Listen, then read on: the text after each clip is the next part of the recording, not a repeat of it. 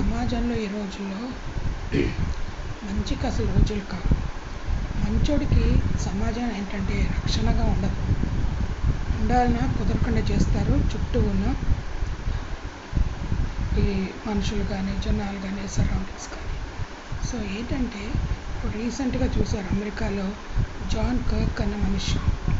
ఆయన ఈ క్రీస్తు గురించి చెప్తూ ఉంటారు.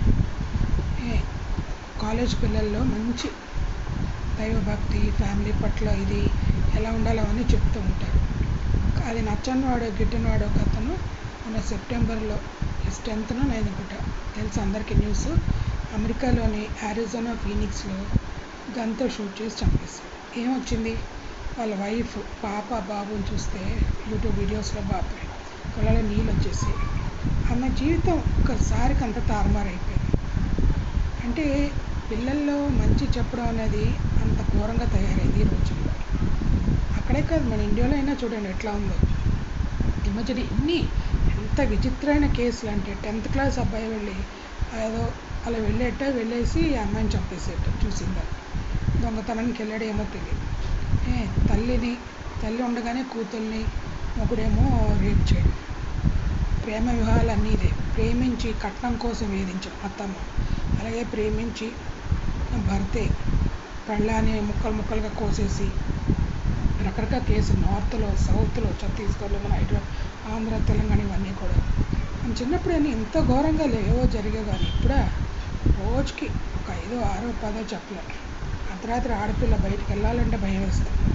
పెళ్ళం మటుకు అట్లాగే, పెళ్ళయ్యాక పిల్లలు ఉన్నా కూడా వేరే వాళ్ళతో పెట్టుకోవడం సెటప్.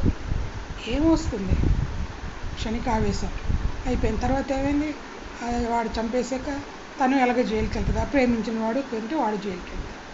అలాగే మొన్న కేసులో 3 ఆడపిల్లల్ని చంపేశాడు తండ్రి.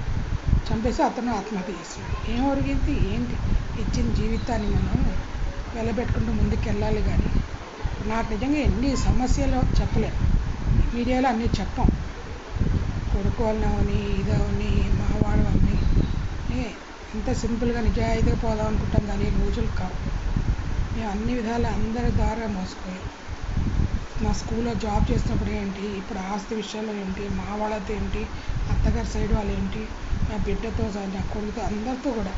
ఇప్పుడు ఏంటంటే ఒక సన్యాసంలో బతుకుని అనకూడదు కదా, ఎప్పటికొస్తే మంచి రోజు అనిపిస్తుంది.